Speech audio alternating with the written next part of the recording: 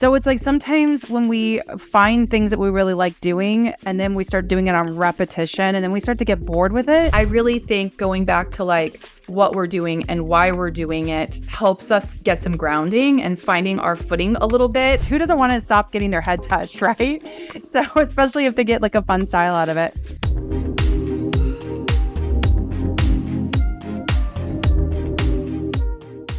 Welcome back, everyone, to the Successful Stylist Academy podcast. I'm your host, Ambrosia Carey. I am hanging out with Drea, and we have a topic that I feel like a lot of people are in this space right now. We're going to be talking about how to overcome boredom as a hairstylist. I know that's a very meaty topic. Before we get started, I would like to invite you guys to join our Successful Hairstylist waitlist. We are going to be kicking that off in November, and we'll give you more information about that. We don't want to flood you with too much information. So if you're a hairstylist and you're still developing your books and you're looking to get fully booked, or maybe you just haven't quite hit your goal, go ahead and join that waitlist and you'll get more information about that in a moment. Without further ado, let's go ahead and bring Drea in and we will talk about how we can overcome our boredom. How's it going, Drea? What do you do when you're bored? Oh, man. Well, you're talking to a girl with ADD, so that's the struggle is real. Like that is definitely a thing. So I'm here for this. Like I'm here for this topic because it's really this like weird double-edged sword for me, because there's a part of me who is just like first world problems. Like we are so catered to as consumers in life and our industry. And there's just so much movement that it's almost like, boo-hoo, you're bored. And then there's the part of me that has ADD that's like, but I'm really bored.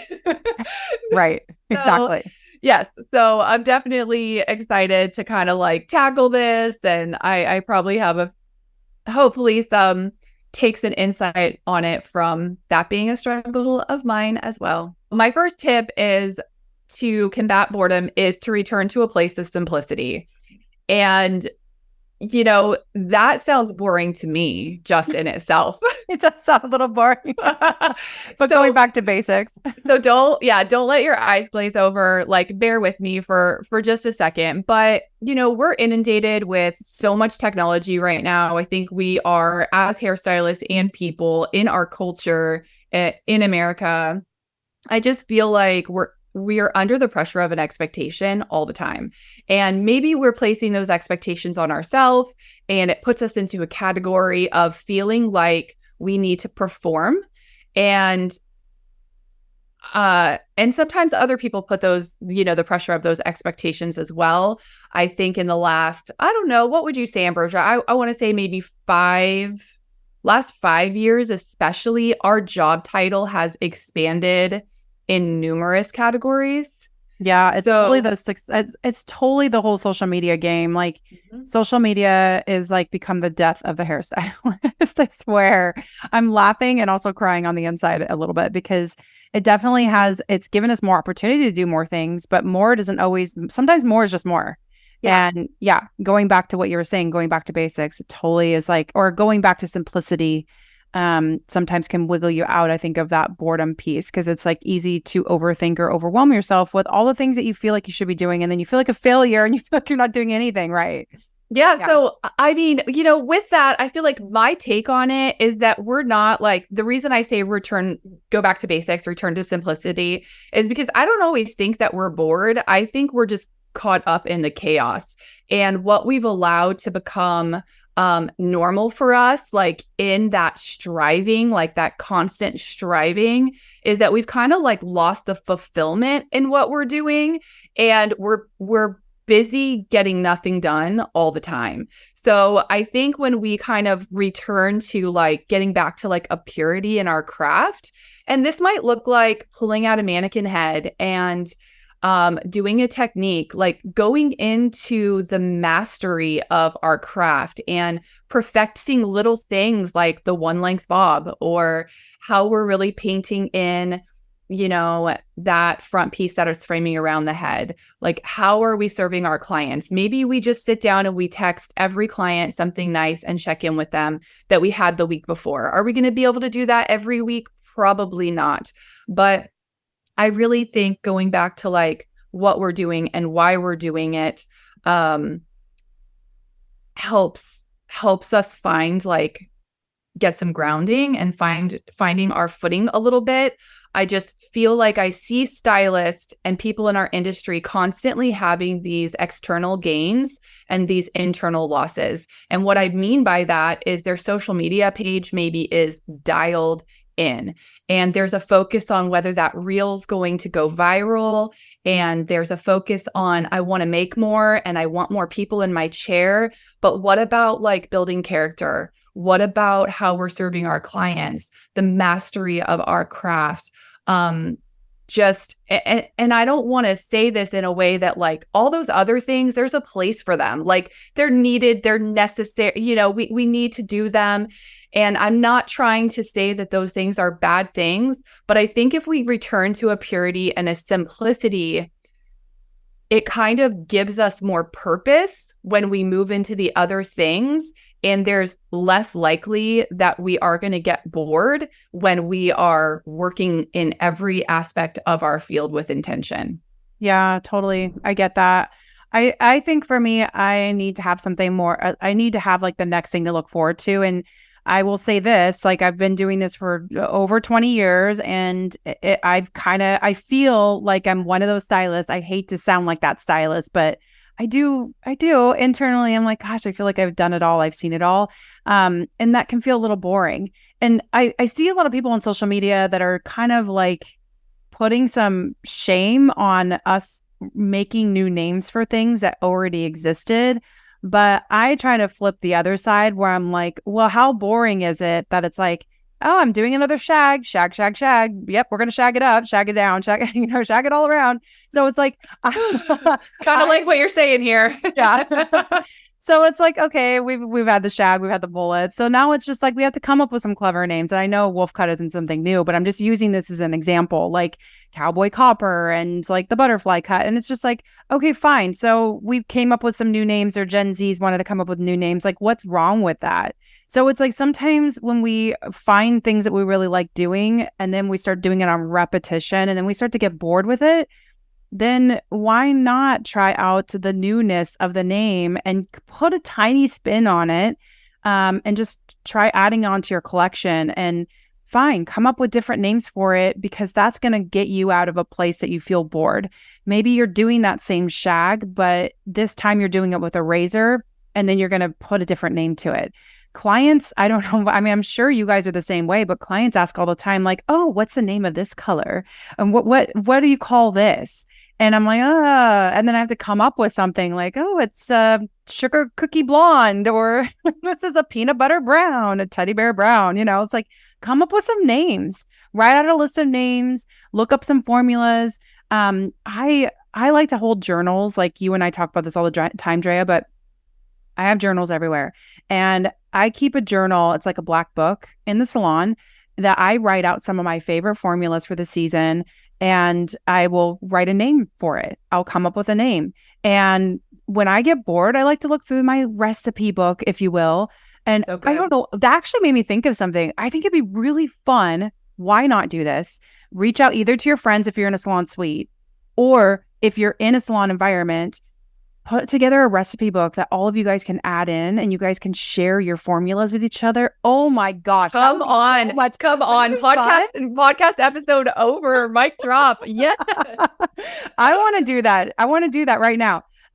So just to add to that a little bit, like I've always had a goal. I really wanted to create a collection for a purpose. Like I didn't really know where it was, like clarity wise. Like I was like, I wanted just to create some sort of a collection that I could belong to, that I could put my stamp on it. And it didn't necessarily need to be my personal collection. I could have done it in conjunction with someone else. But earlier this year, I had a chance to work with Air Professional, and I created a lookbook for them with 6 looks. And wow, that really made me step outside of myself for a moment, because there are ways that I do things, but I had to think in the way of what is going to be new and fun for a hairstylist, but it also has to be easy, and it has to belong. It has to be original enough. And so if you start doing that for yourself, like maybe you have a model come in one day and you've been thinking of doing something, or like what Drea was saying, grab a doll head and try something out. Like maybe you have a bob and you know the way you like to do that bob, but try taking out weight in a different way or try stacking it in a different way. That is the fastest way. And then create it as your own. Holy cow, create your own lookbook, you guys. Like it definitely re-inspired me, I will say. When I was spending like 4 months ish putting that together, that lookbook, I felt I just had all these crazy new fun ideas coming my way. And I brought it back into the salon and started doing it on some of my clients. And just, I don't know. I mean, that helped me get over that hump, that boredom hump. So I wanted to add that in. I feel like I have so many other ideas, like as they're coming to me as I'm talking about it. But what would be your next one, Drea?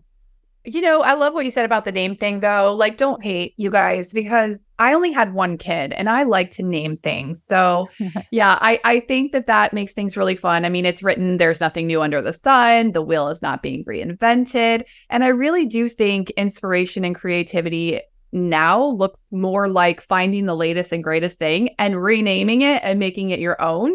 And like, that's what makes it new, because there's only so many ways to layer their hair. There's only so many ways, so Yeah. So I really love that. But you talked about a collection, and actually my idea to, reduce that boredom is to do a collection collaboration. And there's so many good things about doing that. And it can be really, really small, and it can be really, really big. So it doesn't have to be, I mean, when I started doing this, you guys, it's not like I had a big budget and all these amazing models lined up that were ready to go. Like, so I feel like it challenges you because you find someone that's at least enough on the same page. You guys have to decide like who's doing what, and that requires critical thinking and problem solving and connecting with another person and being flexible within your vision and the way that you see creativity. So there's all these positive things that come from one, creating a collection, and how satisfying, like you were saying, Ambrosia, like I'm proud of this and I had to develop this and think it through and connect it with Stylist, and I got to do it on set. And it's a really amazing process if you haven't done that before. And you can do it with your phone in the salon with one model and one other person with one look. Like, it doesn't have to be something that you see out there, like in the industry. Like, those people got some practice doing it this way, I promise you, before they're doing what they're doing that you're seeing now. So I would say collaborate with somebody that you enjoy working with, someone who challenges you, someone where you guys have a safe place where you can kind of like create together and share ideas. I mean, Ambrosia and I do that really great. I mean, I love that part of like our relationship as well. It's easy, but it's fun, and things I wouldn't think of, she thinks of, and it makes what I wanted to do better. And, so I would say collaborate with someone. This can be something you do every quarter. This can be something that you do every 6 months or just once a year. And I promise you, it will keep you from being stagnant. And then the pressure of social media, well, guess what? Got a whole bunch of fun stuff to post now. There's just so many good things that come from doing that challenge. It makes me have to be like organized and make the time. And I just, only good things come from it. Even in the frustrating parts of it, you kind of stretch yourself a little bit. And when you're stretching and you're like thinking in a critical way, you can't be bored. Trust me. Right. I'm itching for collaboration right now. I feel like I almost want to go as bold as being like, we need to run like a contest and have like a winner come out and like do a collaboration with us. I don't know. I feel like I'm ready for one, like a really fun one where we like do the whole storyboarding and all that. Let's I go. have one more thing to add in before we shut it down. And that is like themed days. Like if you actually have a certain day of the week that you have a theme that you were going to follow, not necessarily for the whole day, right? But like specific days where you're going to focus on specific things. Like maybe you're doing boho styles on Tuesday, or like vintage styles, avant-garde looks, things like that, where maybe you're practicing a braid or something like that. So having a themed day just gives you direction and it gives you a goal to work toward. but it also is something to get you out of that boredom, which is like the topic of discussion today. And every now and then I'll just get a little BM about it. And I'm like, you know what? I just want to try this out. And I'll let my client know, like, do you have like an extra 30 minutes? I have a little bit more time that I'd like to just try this out on you. And most of the time they're like, yeah, I would love to. Cause who doesn't want to stop getting their head touched, right? So especially if they get like a fun style out of it. So try that out if you're feeling bored. I like it. I like it. Yeah. My last and final one is education, because I mean, education, I think, keeps us rolling. It helps us not to get bored. There's inspiration there. Most of the time when I'm bored, I'm not being vulnerable. I'm not shaking my routine up. I'm not challenging myself. So I think education gives me the opportunity to be inspired. I am challenged. It allows me to network and connect with other people who probably are feeling stagnant and bored too, which is why they're there. And it validates and it like moves you to the next thing. And you are vulnerable when you're standing around a table in a room of all of your peers who are doing a haircut and you like want to learn, but you also want yours to look perfect. Like there's vulnerability in that. And I think that that helps us to not be bored and to inspire us and to get to grow with other peers. And I think that connection piece is huge for eliminating some of the boredom that we can feel when we tend to get into a routine, because there's a part of isolation that happens with that I think breeds boredom. So yeah, totally. I totally agree with you. Well, do you want to shut it down, my friend? I feel like we could keep talking, but we were trying to honor these 20-minute sessions for you guys. And, we want to hear from you. If there's anything else that you want to contribute or, you want to add to it, like we're always on the other side at Successful Stylist Academy or the Successful Stylist Academy podcast page, which I'll go ahead and link in the show notes as well. The topic today, like if you guys see this episode and you want to put in like what you do to combat boredom, or if you're struggling with it and something that you tried that we shared, like we are all about that. So yes, please interact with us. And we want to keep encouraging you through all of the things that we do. The message is, dream big, set goals, take action, and we want to be a part of it with you. We want to be a part of your journey. So thank you for joining us, and we will see you next week.